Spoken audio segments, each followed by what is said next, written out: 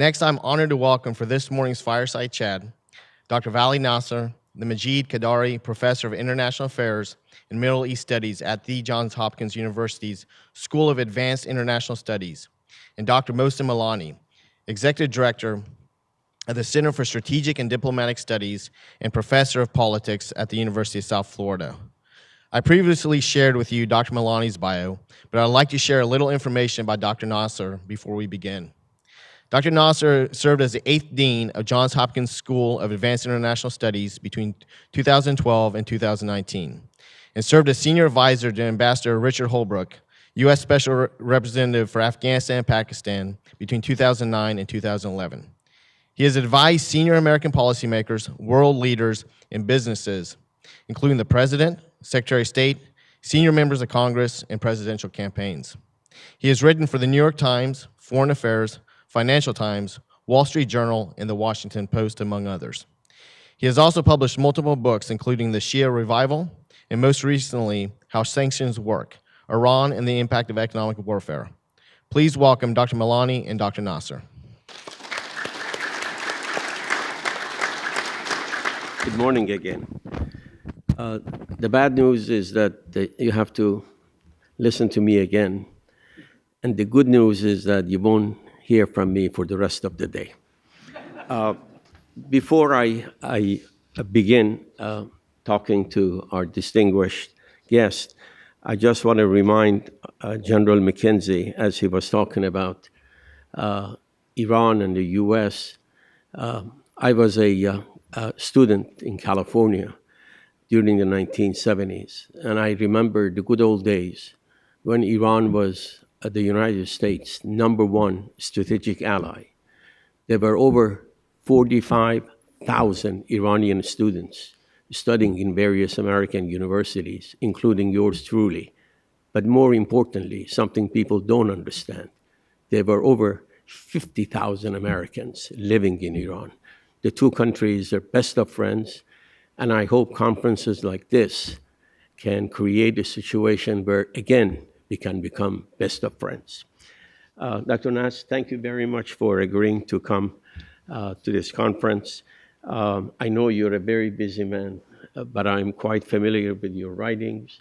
We have been to various conferences together for over the years. So what I would like to do today is turn this one into a conversation. And I'm going to raise a few questions, and then I expect you to answer, and I'm going to, when I have to, challenge. General Mattis, as General McKenzie did today, used to say that he is concerned about 3 issues in the Middle East: Iran, Iran, and Iran. I want you to go back to October 6th, the day before Hamas committed atrocities, penetrated Israeli security parameters, and look at the situation, the regional situation Iran had. In Lebanon, Iran had Hezbollah with thousands of missiles, and an entity that had created a state within the state. In Yemen, Iran had become the closest ally of the Houthis.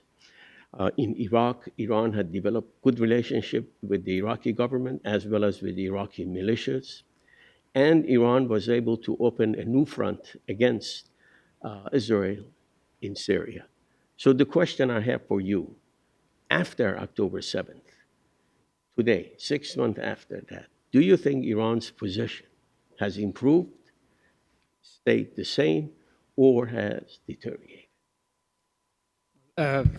Thank you very much. First of all, I want to thank you for inviting me, General McKenzie, and GNSI for putting together this event, and very much appreciate listening to General McKenzie and his analysis of Iran. I think he raised many important points that we have to consider during the day. You know, this is a difficult question to say because we're still in the thick of this war. It really depends on how it ends. But I would say that, you know, there's always 2 ways of looking at it. It's the way we look at this scenario in the region and the way in which Iranians look at the scenario in the region. And you would say, what are their objectives in the game that they play? And I think, in the context of what we have to think about, what events have happened in this region that have shaped Iran's strategy. And I would say much more important than the early revolution is the US invasion of Iraq and the opportunity it created, and also the sense that Iran had about the way that the United States went into Iraq, destroyed the army, that potentially they would be next. They subscribed to a strategy that became a regional strategy. And then, Arab Spring, I guess, continued what the US did, which is in Iraq, in the sense that other regimes in the region broke down, in Syria, in Libya, in Yemen, et cetera. And these basically created similar opportunities to go forward. And we shouldn't gloss over, the whole episode of Iran and the United States negotiating JCPOA, which is the first time in their history since the revolution, and then what President Trump did, and the cycle of events that happened all the way to the killing of General Soleimani and Iran's attack on Al-Assad base, which I think committed Iran to a policy that they're not safe while the United States is in the region. Now, you could say October 7th is yet another sort of event in that chain of events since 2003. So I think their reading of it at this moment in time is that Israel suffered two strategic defeats since October 7th. One is that the events of October 7th themselves, not only the heinous atrocities that happened, but the very fact that their defense wall was breached so easily that their intelligence community, security community was embarrassed. Their deterrence was gone overnight by this puny little, guerrilla force in Gaza, and that the Palestinians, or at least Hamas, was able to shift the conversation back in the Middle East away from Iran or economic relations to the issue of the Palestinians. And then everything that Israel has done since October 7th, I think in the Iranian opinion, is another strategic defeat. Virtually closed the door to normalization of the kind that the US administration thought was possible for the time being, that it has not been able to restore its deterrence despite the tremendous amount of cost it has given in terms of its reputation, et cetera. It still hasn't destroyed Hamas. It hasn't destroyed the tunnels. It hasn't freed its hostages. It's capable of doing enormous amount of devastation, which comes at a high cost, without actually really being able to change the dynamic that was created on October 7th. And the United States is basically, its tail is tied to Israel's tail in the region. And it's proven itself, and I say this with utmost sort of disappointment and not in vain, that it's proven itself to be completely ineffective in this war. It has not been able to stop it, change its direction, impact the humanitarian issue, really truly impact Israel's strategy, and it doesn't have a game plan for really how do we come out of this. And so in these kinds of scenarios, the angst that it creates in the region, I think would give Iranians the sense that the Gaza war is yet another opening. We're only at the beginning of it, just like Iraq was, just like Arab Spring was. So I think the glass is half full for them. And this also is important. It's coming a year after the massive protests in Iran, which was hugely damaging in many ways to Iran's relations with Europe, to relations outside. So this war was not their doing, but it basically strengthens or gives further momentum to their strategy. Dr. Nasr, in 1982, Israel invaded Lebanon, and it had done so before. And as a result of that invasion, Hezbollah was created. And of course, prior to that, Israel wanted to get the PLO out of Lebanon, and they succeeded.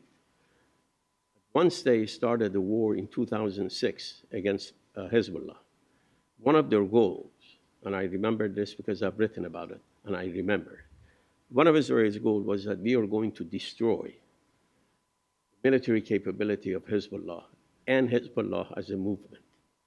They couldn't. They didn't. And today, I think they're making the same mistake about Hamas. You cannot destroy a movement.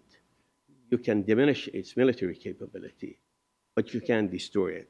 today in the New York Times, Thomas Friedman, who is no friend of Hamas, who is no friend of Iran, and is a friend of Israel, and usually is a very wise man, essentially is saying that we should accept that Hamas should be in charge of something in Gaza Strip. Now, if Hamas, and I think the way you explain it is exactly the way Tehran sees it, that Israel has opened a new front for Iran to expand its influence because Iran has always been the number one provider of weapons to Hamas. Qatar has provided financial support, but it has been Iran that has provided missiles, technology. All these tunnels that have been built were built with the support specifically of Hezbollah and Qasem Soleimani. Qasem Soleimani was inside those tunnels.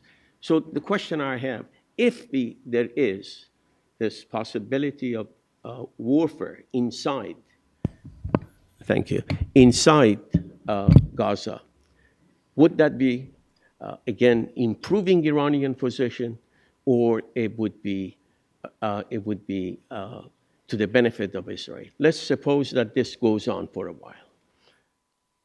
So it's a very good question. I mean, there are different ways this can unfold. I mean, one idea would be that one reason why Israel early on was very interested for actually pushing the population completely into Egypt, the Gazan population into Egypt, or at least far away from Israel's borders, was exactly not to end up in the same situation that it did in Lebanon.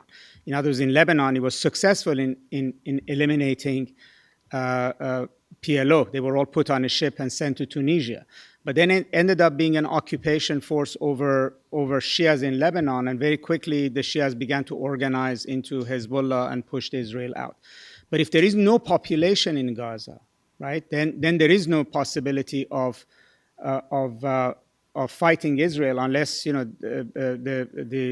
Palestinians, the Hamas organizes in Egypt or in Jordan or wherever they go, which is destabilizing to those countries who are allies of the United States, for them to wage the war against Israel.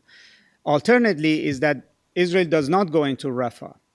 Now, the Iranians also don't want Israel to go into Rafah. Partly this is humanitarian, partly is that if Rafah survives with 1.5 million population, then it does become basically the basis for a new insurgency resistance against Israel.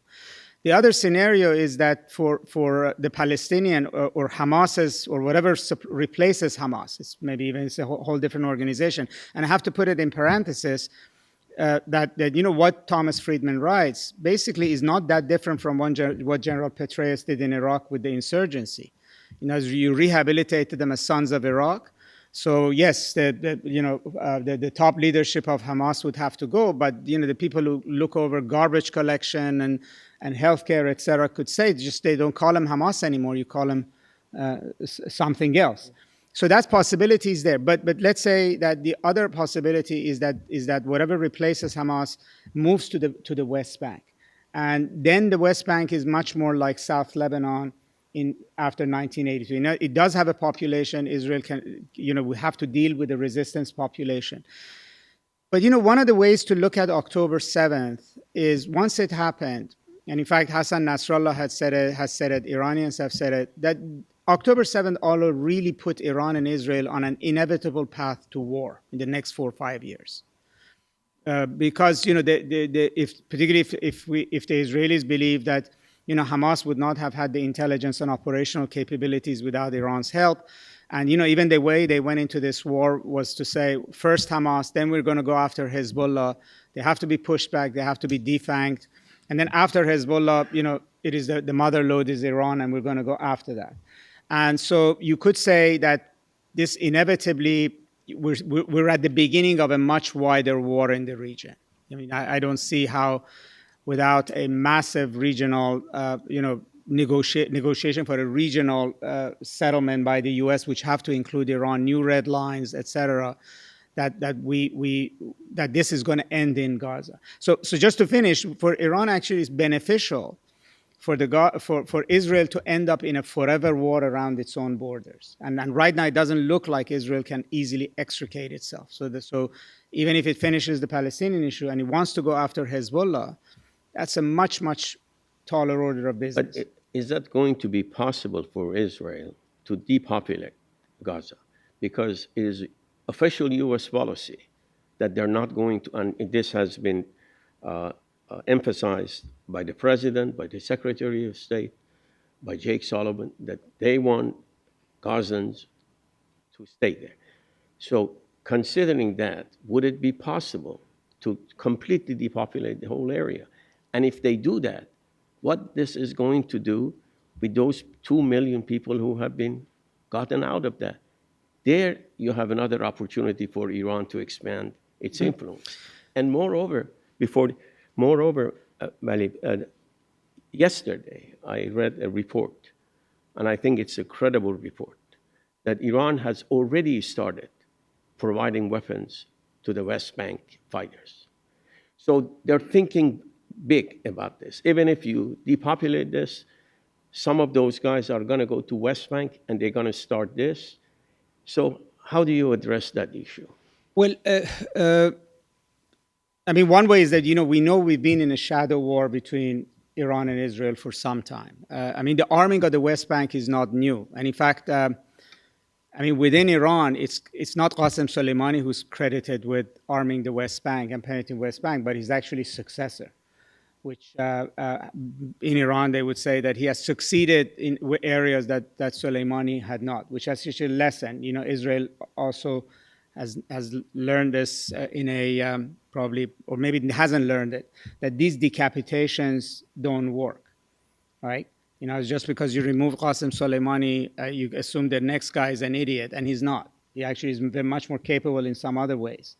And not only it goes along, but he has other ideas and does things differently, and he's been fairly successful with the West Bank. So, I think strategically, the way Iranians think about this, that if Israel is not busy around its own borders, it's going to be busy around our borders. So this is not just sort of imperialist expansion or ideology. This is, two basically gorillas in this ring, which are basically acting against each other. Israelis are trying to build bases in Kurdistan, in Azerbaijan, to operate inside Iran. They're carrying out assassinations inside Iran. Scientists, they're carrying out sabotage activities. And so the Iranians' response to that is exactly what we're seeing. I remember one Turkish security official said to me after October 7th that I had expected this, because for me, the Iranians were awfully quiet in the face of all of these assassinations Israel was carrying out, etc. Right? So, and I think you raised a very important point about Gaza, which is not at all part of our conversation. We're talking about, immediate ceasefire, two-state solution, these sort of old things we're taking off the shelf because we're familiar with it and putting it on the table. We're just going to go back to creating a two-state solution. But the reality of it is that, initially the Israelis did conceive of a scenario that Egypt would take the Palestinians. Egyptians would say they were talking to us about it. Now, the fact that that's no longer possible, exactly what you said, is already an Iranian victory, right?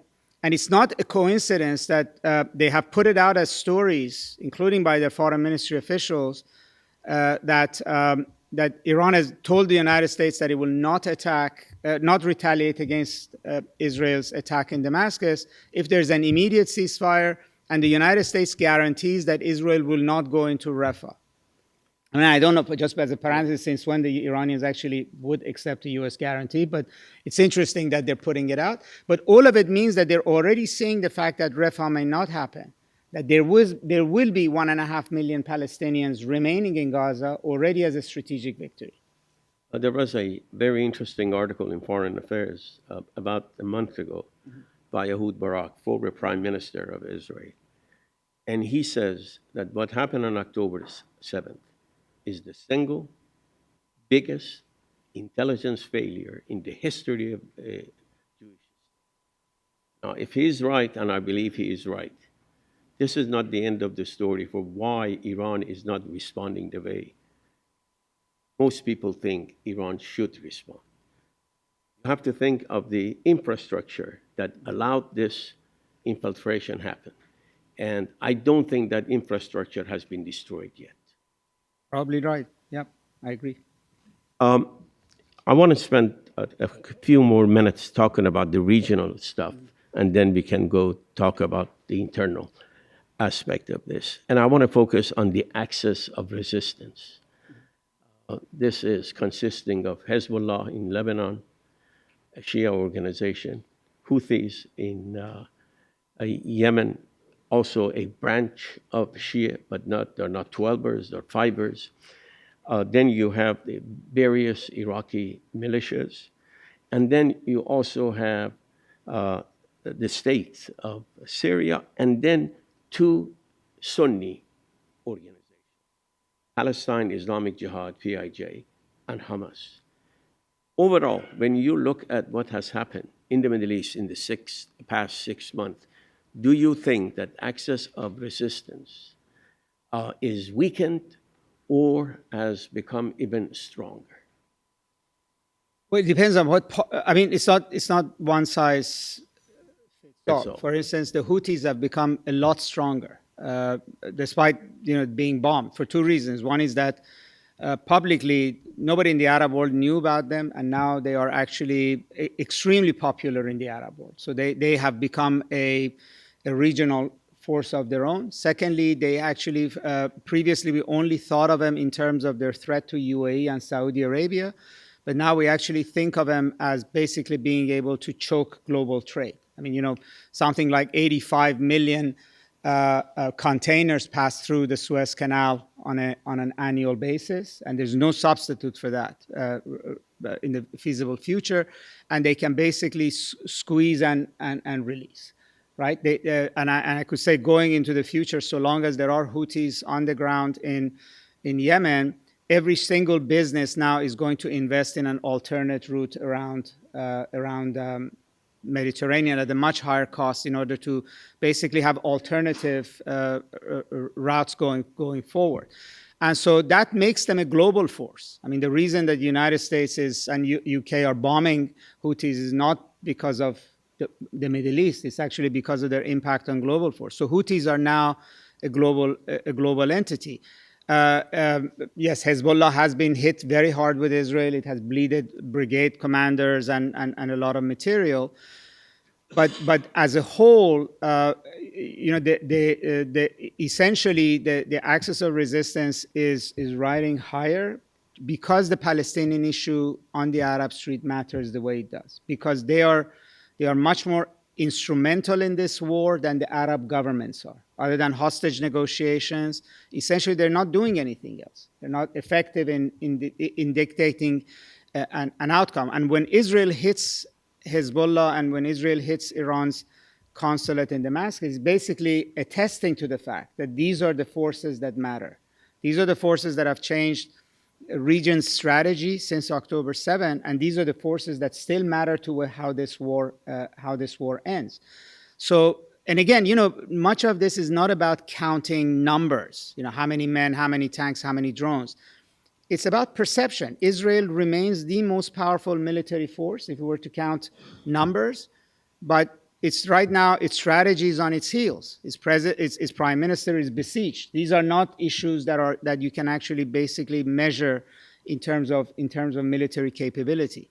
So, this may not last, but for so long as this war is going down this path, I mean, the axis of resistance right now is the most consequential force in this region other than Israel itself.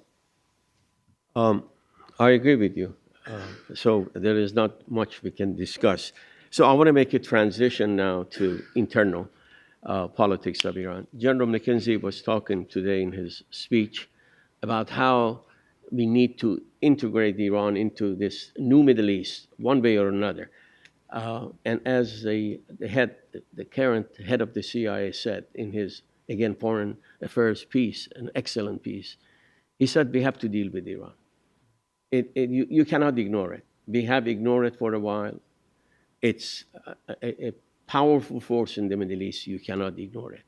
Now, Iranian policy, overall, Iran's strategy has not changed for the past 30 years. only because in Iran, Iranian presidents don't decide the strategy. It's the supreme leader, just like the way it was under the Shah. In 1905, 1921, when Reza Shah, the founder of the Pahlavi dynasty, became prime minister, his first letter, he said, I order, farman midam, I order. From that time until today, the Shahs and then the Ayatollahs, they have decided Iran's overall foreign policy strategy. With this in mind, and knowing that Ayatollah Khomeini is now 84 and apparently in good health because the head of his medical team, Dr. Marandi, had an interview 2 days ago. He said he's 84 years old and he's in perfect shape. So for those of you who are wishing him to die, don't count on it. He seems to be okay. But let's assume that he's going to die eventually. How do you see the succession process playing out? And has this process had any impact on the way Iran is dealing with Gaza and the Middle East? I would just add one caveat, which I think there is more of a sort of a strategic consensus among Iran's elite, national security elite that was under monarchy, and it's a much sort of a broader national security elite. Yes, he is the key decision maker, and he can trim the system, but I think there is more roots to the tree than just the person. I think the succession is the most important issue within Iran. It was much more important issue than the protest. In fact, you could say even the reaction to the protest was conditioned by, to some extent, by all the rivalry around succession. So there's two ways of looking at the succession. One is to sort of do a Kremlinology of who's going to succeed him. Is it going to be a committee? Is it going to be his son? Is it going to be someone else? But there are a few things I think. I think it's much more than the person. I think his thinking is what kind of a system and what kind of a situation does he hand over to his successor.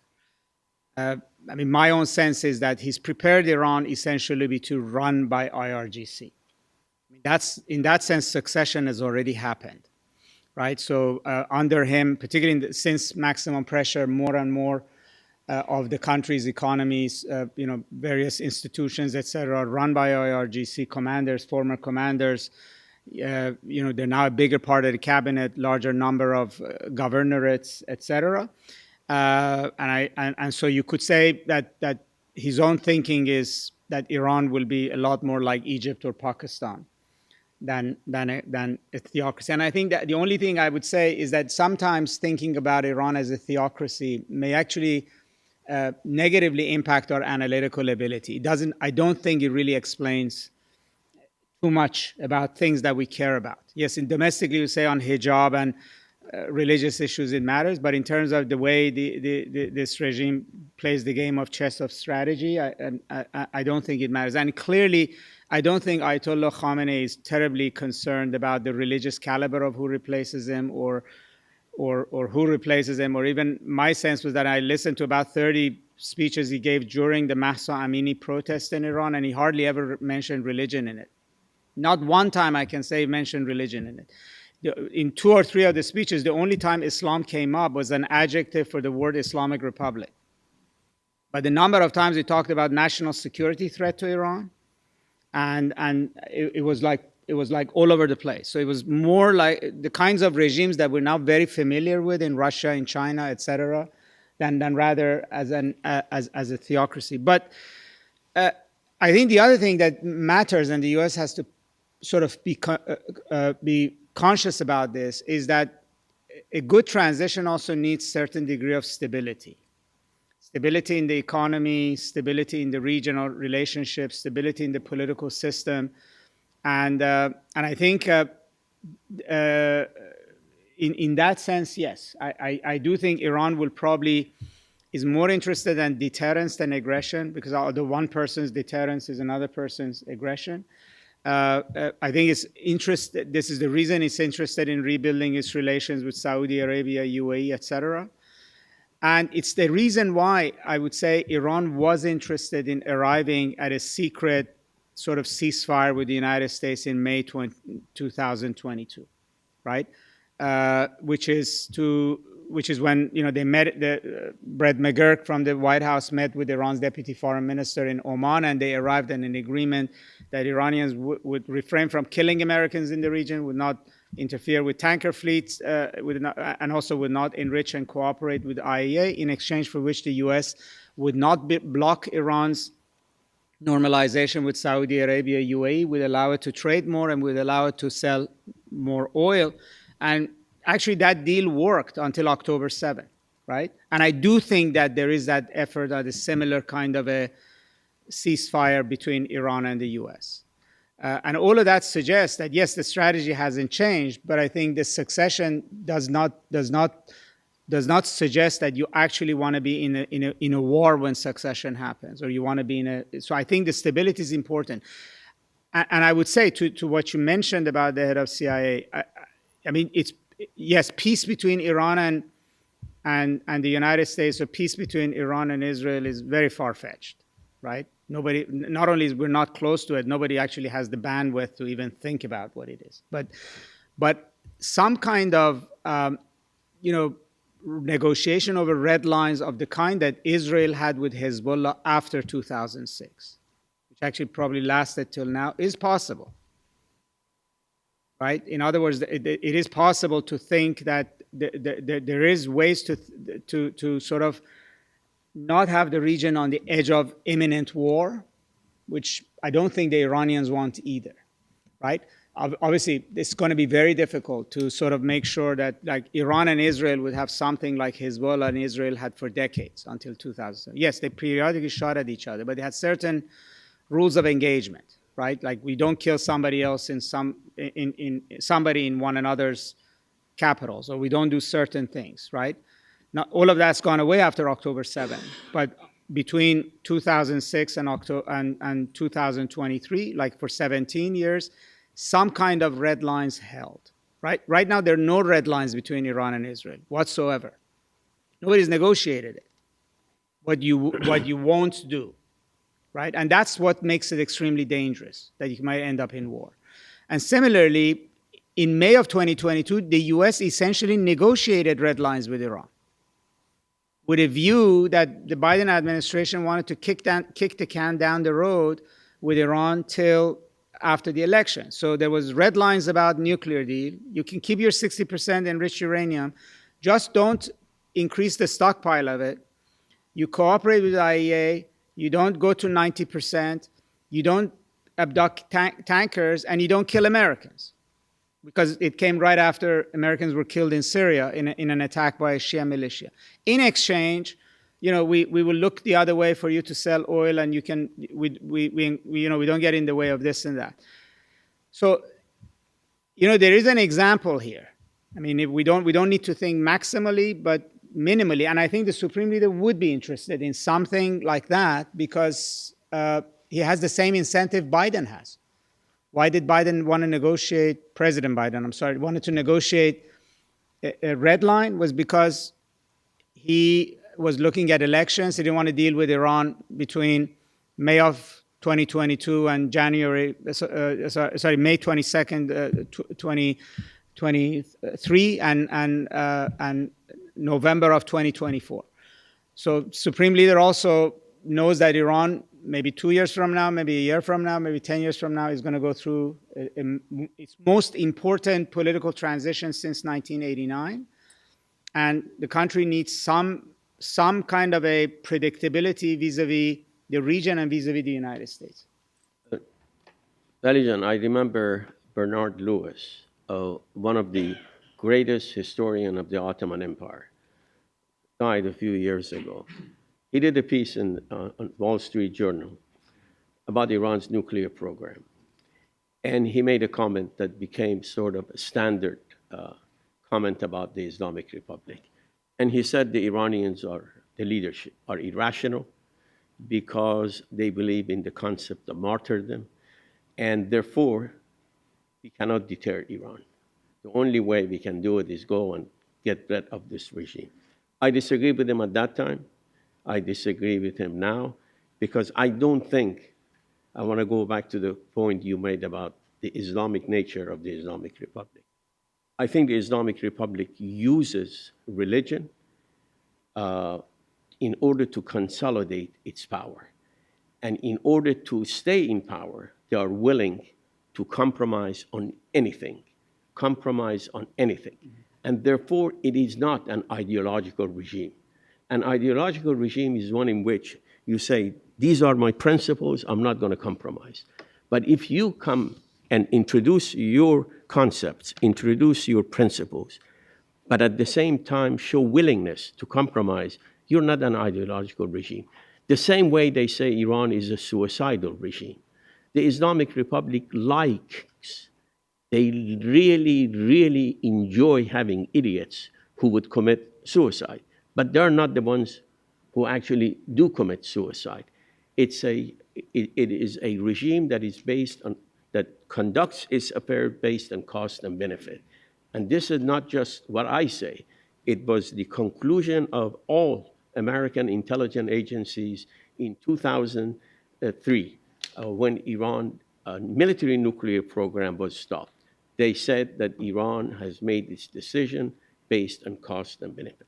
Based on that assumption, if you agree with it, what do you think are the likely scenarios after Ayatollah Khomeini passes? Are we going to witness a period of instability, or are we going to see what we saw after the death of Ayatollah Khomeini in 1989? A very smooth transition of power. I happen to think that it is going to be a very smooth transition of power. What do you think? Sometimes when you make predictions, you have to do it with a certain degree of humility. I think partly it depends on when he dies. It might be 5 years from now. It might be 3 months from now, and these will each have a very different implication. I think if he's successful in laying the groundwork that he wants, I think it will be much more smooth than we assume. And so we might see more of the contours of this fairly soon. I think the sort of the system in Iran, I think, is too entrenched. I think despite all the talks that we make, the options about how drastically Iran can shift are too. I don't see the maneuvering room in that sense. Although, Iran may end up in one or two ways. I mean, you either have a succession to a next leader or a next system that is then basically there for a period, or you might have a transition. The transition itself might take 4 or 5 years. There might be, one leader, one scenario, and then be replaced by somebody else. That's what happened, for instance, in China after Mao. There was a 7-year period, and then you had an entirely different regime. So I'm not so concerned about Iran will be unstable, but I do think that there might be a major shift, if you would, in terms of national strategy, national security strategy going forward under a new leadership, and it's going to take a number of years for it to reveal itself. But that also will greatly depend on how the United States handles the succession. You can, in other words, do you allow that to play out in the right way, or you actually may influence it in the wrong way? Majid, and I could easily see your diplomatic side. You work for the State Department, so you know how to sometimes say things, but without actually saying them. So basically, you agree with me. Yes. No, I agree with you. I do not see. That's why I like him. No, I do not see. I do not see this sort of scenario that Iran can fall apart in a way. I think there are a number of other things have to happen other than just the succession itself. The last question I'm going to ask, and let's spend about 5 minutes so that we can have the last 15 minutes, open it up to the audience and ask them the question. I remember the first time I met General McKenzie at USF was during the height of the Mahsa Amini movement. And as soon as I got to his office, I wanted to talk about my center, and I wanted to know about what his center is all about. As soon as I got to his office, he turned to me and said, "What do you think is going to happen to Iran?" And I loved the way he asked. And I have to tell you, and since he mentioned it today, I hope he doesn't mind if I say what I heard from him. I told him that I don't think this movement is going anywhere. I said, I don't think this movement is going to be able to overthrow the Islamic Republic. And I said there is irrational exuberance on the part of Iranian opposition. And he basically agreed with that assessment. Now, having said that, the last question I have, and it really ties everything up together, in a scale of 0 to 10, 10 being a most stable government and 0 being a government or a country on the verge of internal revolution. How stable do you think the Islamic Republic is today in Iran? Do you think the opposition to the Islamic Republic is capable of overthrowing this regime and create a new entity in Iran?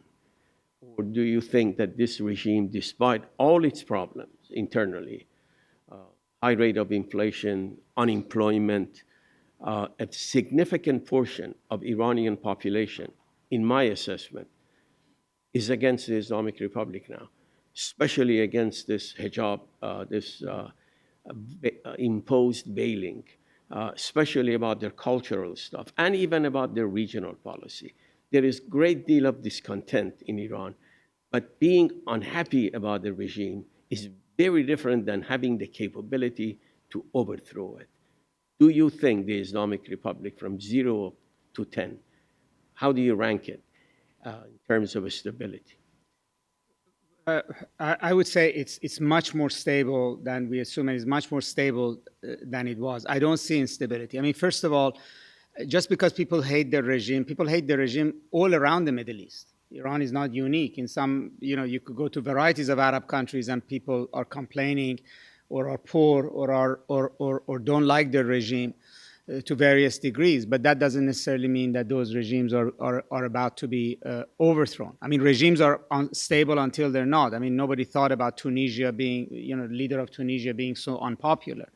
And yet he was. Secondly, I don't think poverty actually causes, revolutions, and in fact, or democratic transitions. In all of our lifetime, every democratization wave has been associated with an independent middle class, with the rise of an independent middle class. They're the ones that actually have brought Arab Spring. They're the ones that accounted for the democracy in Latin America, in East Asia. And that class in Iran has been systematically weakened because of sanctions, largely, in my opinion. I mean, since maximum pressure, the size of Iran's middle class has shrunk by 20%. 20% of it has fallen below poverty line. The Iranian government regime is extremely capable of suppressing the population, is extremely capable of dividing it, is extremely capable of having an information, if you would, campaign with the population. And finally, I would say that, movements like, the question what we have to ask is that as serious, as significant as the anger of the Mahsa Amini issue was, why didn't it become a mass movement? Why wasn't there at one time 2-3 million people in the streets, right? Now, there are economic reasons for that. There are security reasons. But if you cannot get to those numbers, you're not going to overthrow a regime, right? Sporadic anger, just discontent will not do it. And then I would say, once regime, you have oppositions like this, put all of their force and they collapse, there's a period of time that there's going to be a lull, right? There's nothing to replace it. I mean, after 2009, and that actually did have a leadership, which is still under house arrest. Yes. It took between 2009 and 2022 for you to have another serious threat to Iran's, to the regime in Iran. So, what happened in 2022, at that moment, either it had to galvanize into a mass movement, or basically, it's no longer there. I mean, that moment is gone.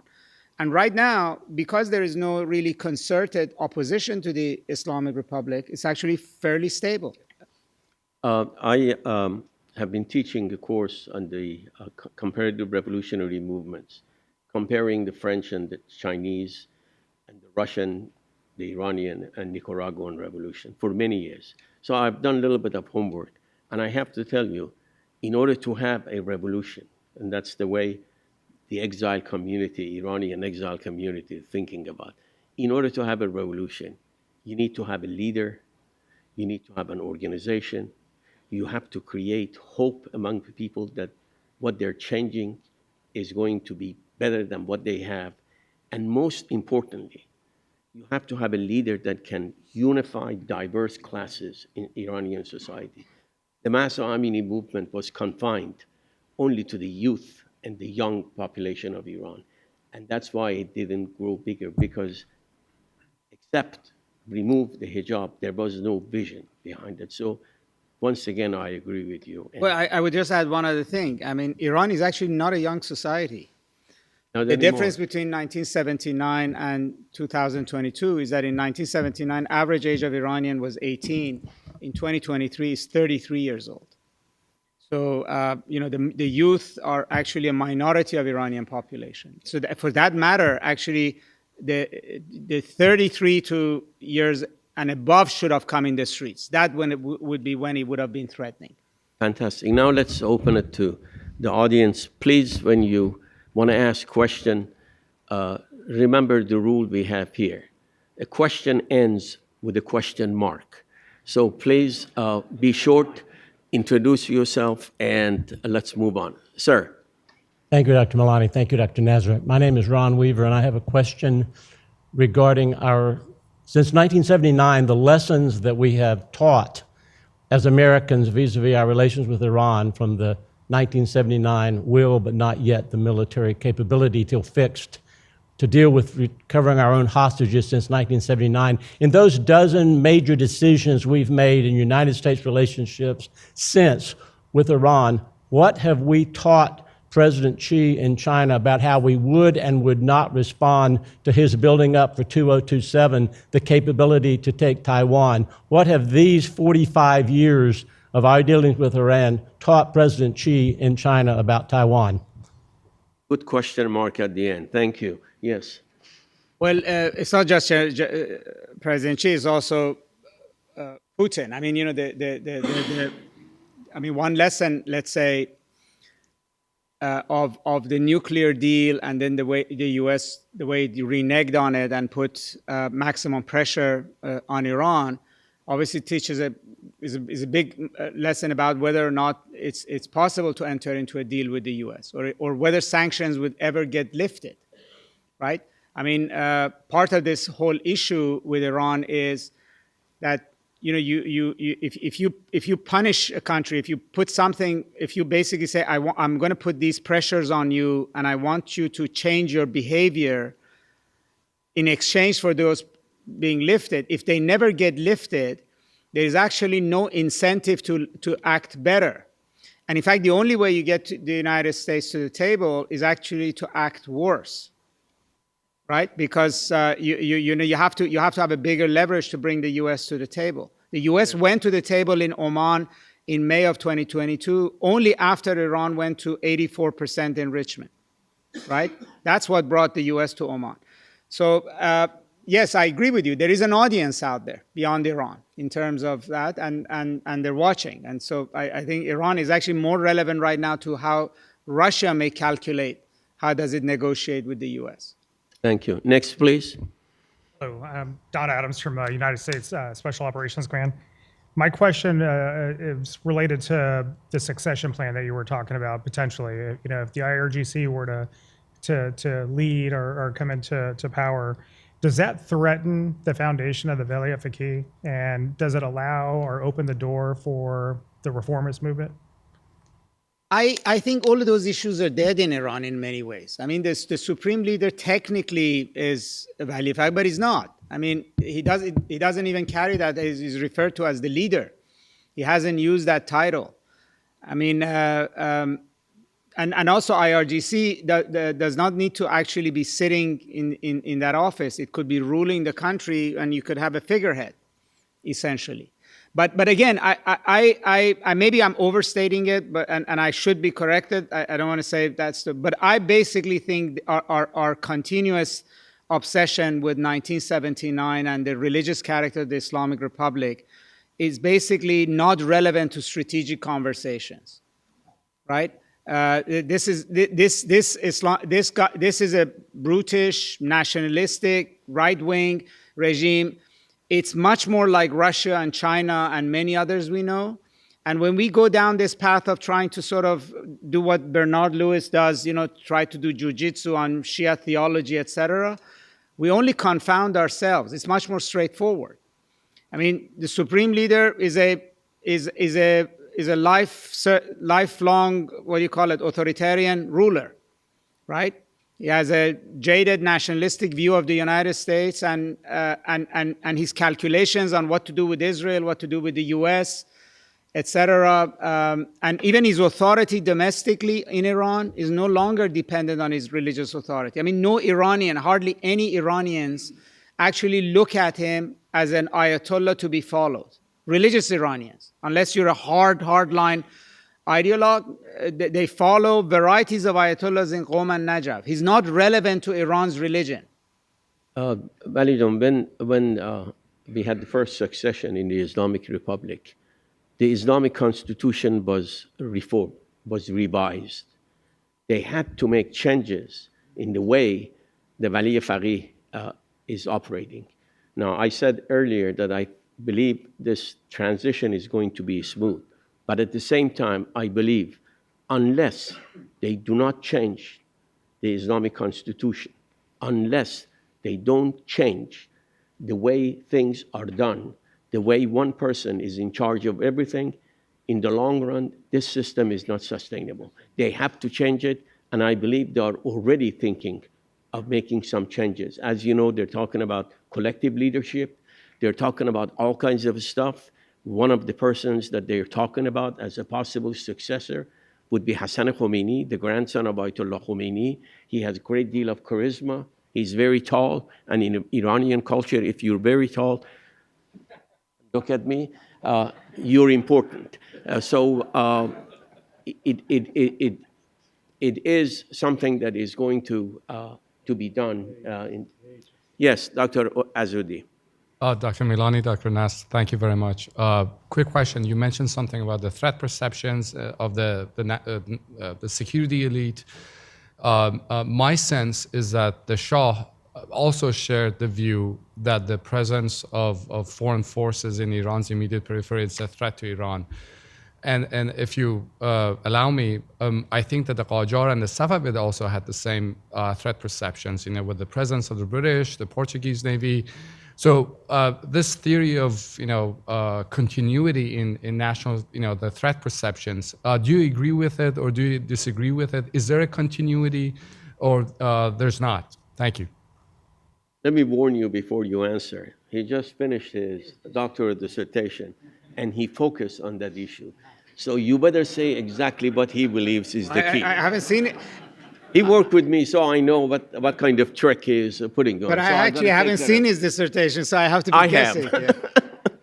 Look, I mean, not to say that it's sort of they've read each other, etc. But there is certain historical lessons in Iran that go way back. It's not only foreign presence, but for instance, Iran has been invaded multiple times exactly through southern Iraq, whether Alexander, the Arabs, 1989, Saddam. So you would say, yes, you could think about Iran is imperialistic with Iraq, but they developed after we kicked out Iraqi forces from Kuwait and then from Iraq, that look, Iran was never going to be safe unless it controls that border, right? So you could say that logic goes back millennia. That's the one place that Iran has been systematically, the Iranian plateau has been invaded. Or you look at Iran, anybody who's leader of Iran, and you would look at it and say, it's the only non-Arab, it's alone in this region, right? It doesn't have a natural depth there. So for now we have Shia countries, but for a long time it was the only Shia state, and it was the only Persian state. It doesn't speak Arabic. It doesn't. So in a way, there are certain, there's certain geographic, historical facts that you could not deny. And as you know better than I probably, that in the rhetoric of even the Islamic Republic, there's much more reference to sort of solving security dilemmas that went back to the 19th century, et cetera. So they actually, harken back a lot to history, much more history conscious in terms of what they do. So yeah, definitely. From my former PhD student now to a current undergraduate student, and that was not planned, believe me. I didn't ask him to. Go ahead, please. So a very popular hadith goes that the Muslim Ummah is like a body, and when one part of the body is in pain, the entire body feels it. With regard to this, how does the pain and suffering going on in Gaza right now contribute, or how could it contribute to the consolidation of the Islamic component being used in the consolidation of power in Iran? Very good, so that's a And good just question. by asking that question, he guaranteed himself an A. Aha, okay. All right. Well, at least he puts all his cards on the table. That's I wouldn't say that, I mean, at the level of rhetoric, yes, Muslims say that, but Muslims also kill Muslims and go to war with Muslims, and so I wouldn't necessarily hold that as an absolute truism. But the current situation and I wouldn't say the Palestinian issue is actually an Islamic issue in a sense. I mean, it's a highly emotional issue that it resonates in the Middle East, particularly resonates with Arabs. There are certain Islamic symbolisms attached to it, but also you have to note that this time around, even though Hamas at its origins was an Islamic organization, the Palestinians and all of their basically supporters, etc., have chosen not to Islamize this conflict. There's very little reference to this. Like even you listen to Hassan Nasrallah, he doesn't use the language of, that's the leader of Hezbollah, doesn't use the language of jihad or these sets of issues. It's very much deliberately, this has been cast in the language that's very familiar with Americans now of anti-colonialism, of parallels with Africa, Latin America, with the experience of Black people in America, etc. That's the rubric through which this is basically being put out there. In fact, it was perhaps more the United States and Israel that early on tried to put this as another ISIS, as in the context of this sort of Islamic extremism confronting. But in the region, it's not seen that. It's about justice, pretty much. And the last comes from and we have only 3 minutes, from Dr. Salam Bakil. Thank you. This was a really fascinating discussion. I just wanted to broaden it out and ask for your thoughts on the regional security landscape over the long haul, despite the war in Gaza, which of course is having huge ripple effects across the region and will have a long tail that we should of course anticipate and play out. I'm curious to hear your views as to how you see the Gulf states balancing what looks like two strands of integration operating simultaneously. You have an integration of Iran in the region, which is really unique. And at the same time, of course, Israel's integration, albeit right now it might look very fragile, but Saudi Arabia continues to dangle the prospects out there. So can the Gulf states manage this dual integration, or how do you see this evolving? Thanks. It's a fascinating question. So very quickly, I think this would be truly a test of their diplomatic ability to do both of these things at the same time. But I would also think that it's really depends on where do we go from here. There's if the war becomes uglier, spreads further, etc. It has its own dynamics. But I also would say there's a difference between Saudi Arabia and UAE. UAE really doesn't have much of a domestic population. Saudi Arabia does. And then also the question is what happens elsewhere. If you looked in the past week or so, the Saudis have been very worried about Jordan, about stability in Jordan. So if something happens in one of these other Arab countries, a situation of instability, etc., these also are, I think, factors there. But I think it's a very delicate situation. Yeah. Thank you very much, Dr. Nasr. you. I Yeah. appreciate that, and thank you, audience.